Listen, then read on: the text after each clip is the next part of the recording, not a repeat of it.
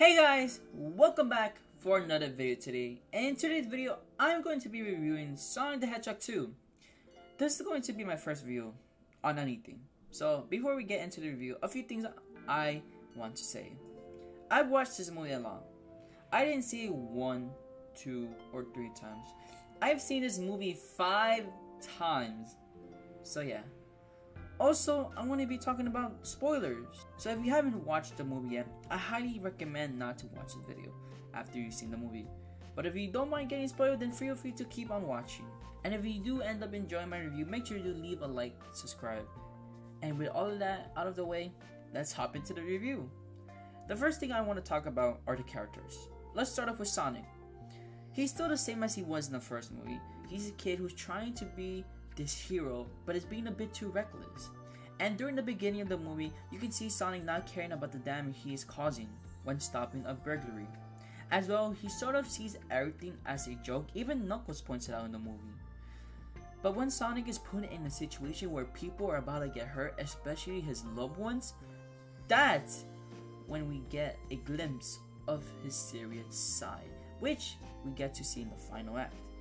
There are a few people who review this movie and wish Sonic had more character development, though I feel like he had somewhat of character development in this movie. And hopefully we get to see Sonic's character being developed even more, like becoming more mature, as well as seeing his serious side a bit more, but as well keeping his childish side, so we can see Sonic having fun still and be serious and not be serious all the time. Hopefully we get to see that in the third movie.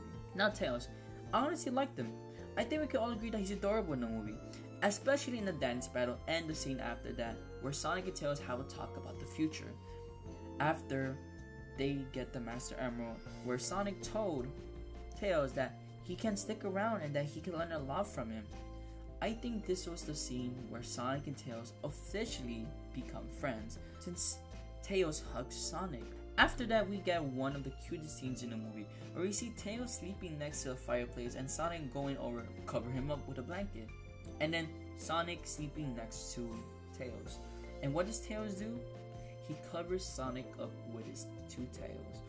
And I'm not joking when I say this, but every time I watch this movie and this scene came up, the audience was just saying, "Aww," because it was a very sweet moment, in my opinion.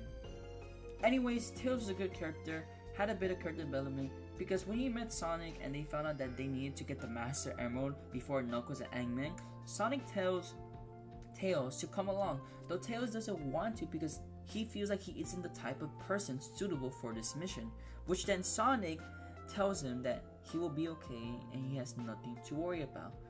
And I feel like this gave Tails a bit of confidence, since in the final act, where Sonic, Tails, and Knuckles are fighting the Death Egg robot, Sonic and Tails are going in for an attack, but Sonic gets knocked off the plane.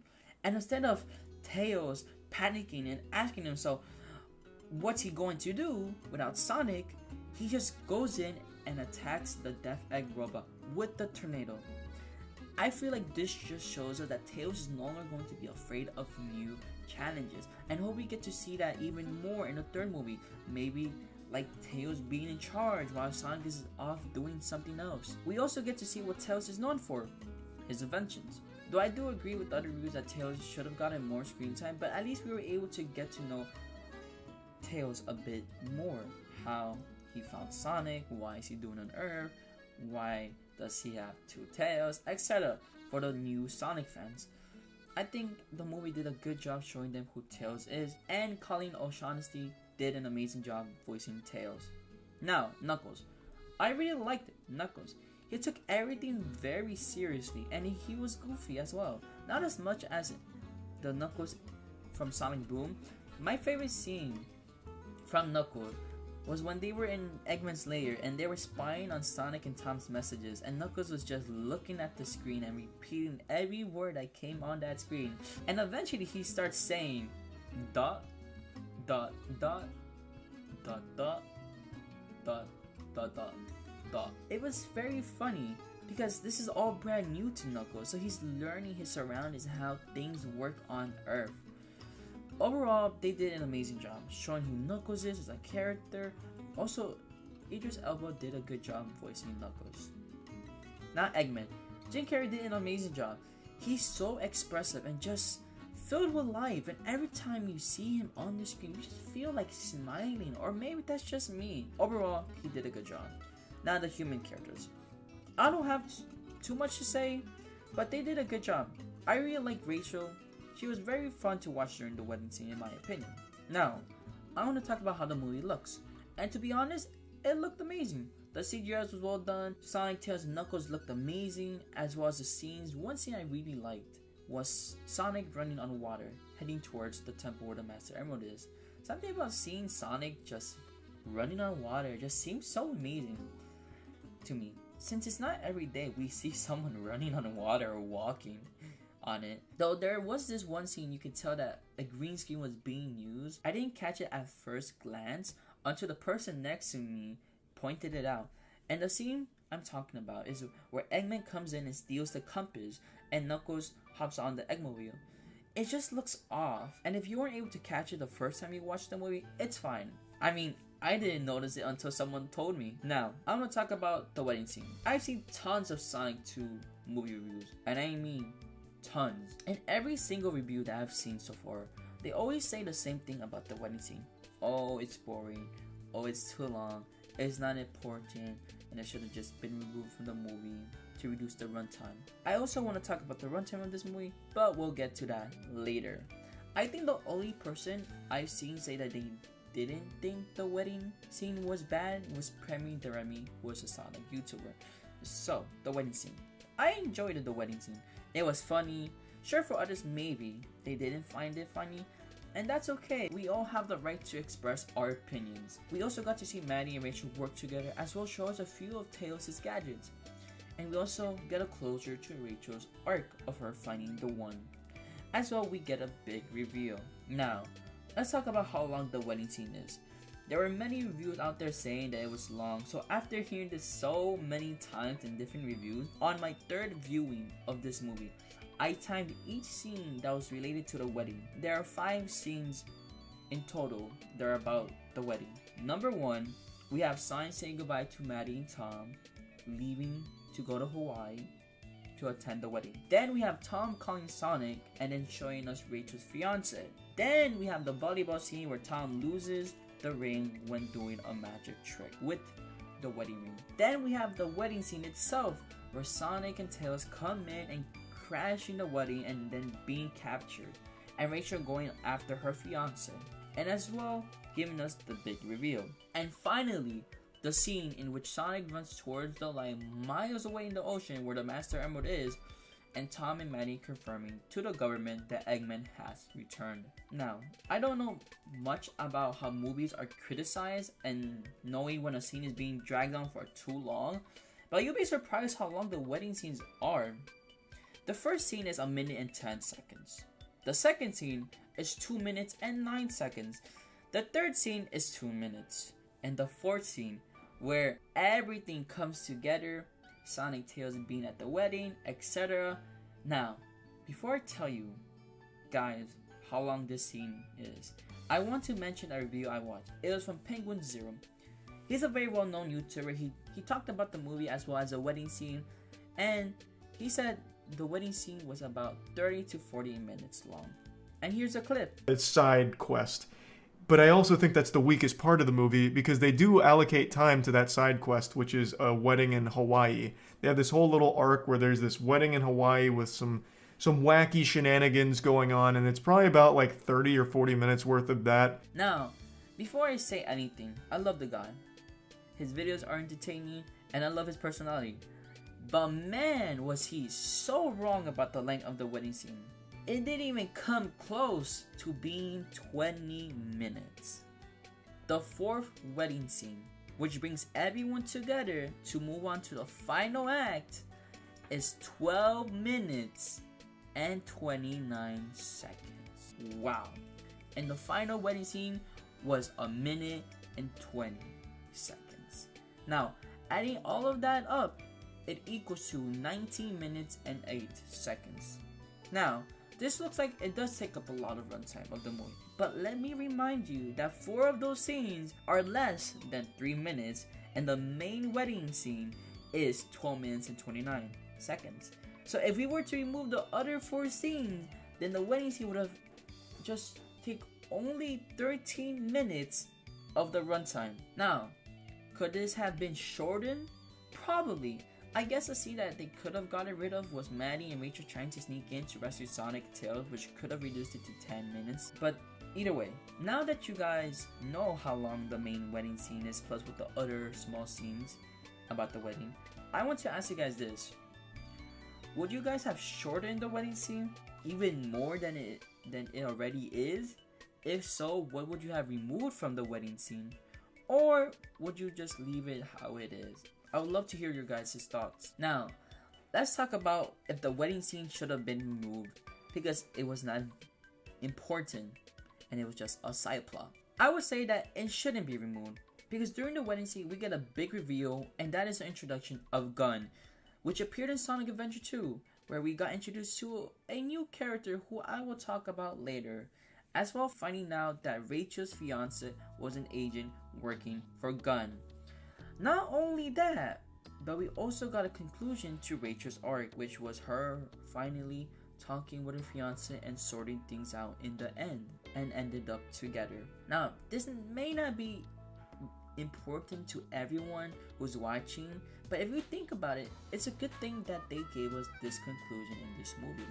Because imagine this happened after Sonic and Tails get captured by Gun and Maddie and Rachel go off and try to sneak in to rescue Sonic and Tails, though Rachel doesn't go off to find her fiance, and we just never see her again until the third movie comes out. And out of nowhere, we just see Rachel and her fiance together. Some of us may be confused since we never saw what happened after Rachel left Maddie, and we would have assumed that they wouldn't be together since what her fiance did to her, organizing a fake wedding, and which then they can show us a flashback of them sorting things out, and then we get an answer to why they are together.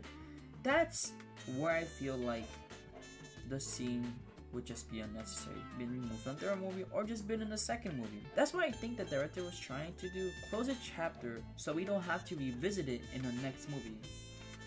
Now, my question to you guys, now knowing my reasoning on why the wedding scene is important, would you guys have left the wedding scene in or have just removed it from the movie? If so, how would you have introduced Gun? I would really like to hear what you guys think. Now, let's talk about the critics for this movie. And I could agree with some of them, but there are just a few critics out there who just I can't even find a word to describe them because I don't have a very large vocabulary. Despite that though, some of the things that these critics are saying about the movie are just so dumb. There are some critics who are saying that the humans don't get a lot of screen time, and that's not true. I feel like they got enough screen time and contributed to the story. Since this is a Sonic movie and it's supposed to be about Sonic and his friends and not the humans, I don't mind having the humans in the movie. But complaining that they don't get enough screen time and that's being given to the main character is just ridiculous. Also, there was this critic who said this, and I quote, "Anyone over the age of 12 had best beware," end quote. Now, I don't want you guys to think that I'm hating on this person, but when I read this, I'm assuming that he thinks that people over the age of 12 are not going to enjoy this movie. If that is not what the quote means, do let me know. But I got to say, he is wrong. Because I went to watch this movie with my cousin who are over the age of 14. And I saw it with my friends who are even older than my cousins. And they all enjoyed the movie. And every time I went to see this movie, sure there were a bunch of little kids, but there was as well a few adults and teenagers who look older than 12, and they enjoyed it. They laughed, they clapped. They had a good experience. But hey, maybe he didn't enjoy the movie, and that's okay. We're not all going to enjoy the same movie, but I do believe the majority will enjoy this movie, and that they will probably be older than 12, but some may not enjoy it, and that's okay. But yeah, some of the critics were good while others not so much. Now, let's talk about the runtime of this movie. It's 2 hours and 2 minutes, and honestly, that's not long. Well, for me it isn't, since some of the runtime is the credits, so getting rid of that makes it close to being 2 hours. But yeah, I have no issue with the runtime. I thought the pacing of the movie was good. Like I said, I'm not an expert on reviewing movies, but it does get into the action quickly, and we do get enough breathing time, is what I think people call it, when things slow down and the audience gets enough time to process what just happened. So yeah, now let's talk about the final act.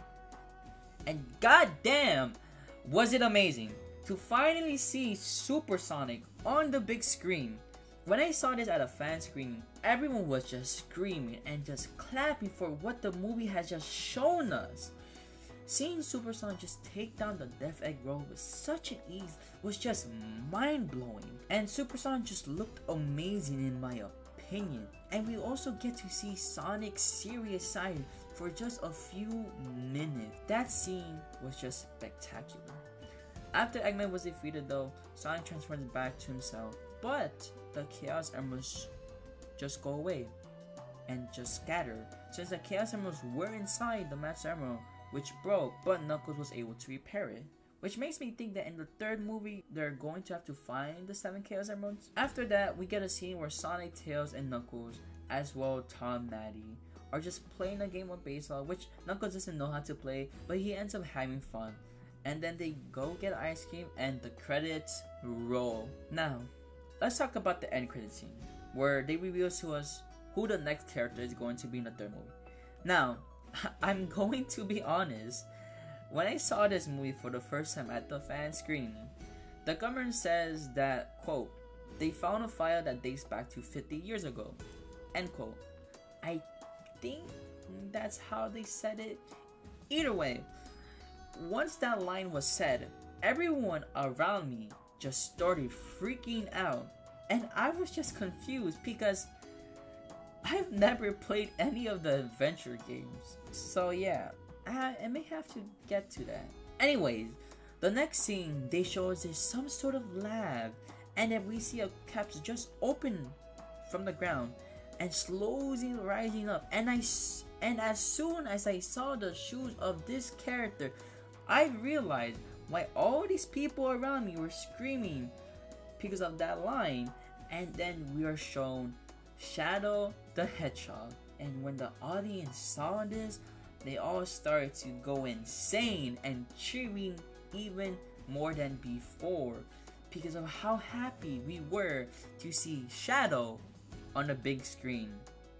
Now, this leads to a lot of questions which I sadly won't talk about in this video, maybe in the future, but all I'm going to say is that I'm hyped to see what they do in Sonic the Hedgehog 3. Overall, Sonic the Hedgehog 2 was an amazing movie. Now, what score will I give this movie? I'm a Sonic fan, so I'm going to be biased. For me, it was a 10 out of 10, seeing it from the eyes of a Sonic fan though. If you are a Sonic fan, you're most likely to enjoy this movie.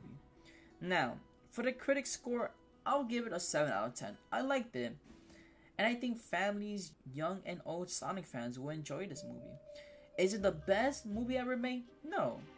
Is it the best Sonic movie?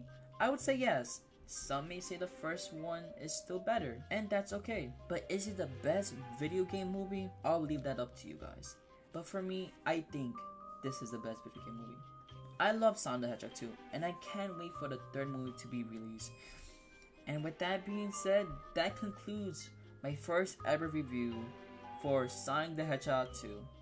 If you guys agree with my opinions, I would love to hear it. And if you disagree with my opinions, I would love to hear that as well. But if you did enjoy this video, make sure to leave a like, subscribe, and turn on those post notifications to become part of the craziest family on YouTube, the Sonic family. And with that being said, remember to stay safe and to always stay crazy. And I'll see you guys in the next one. Peace out.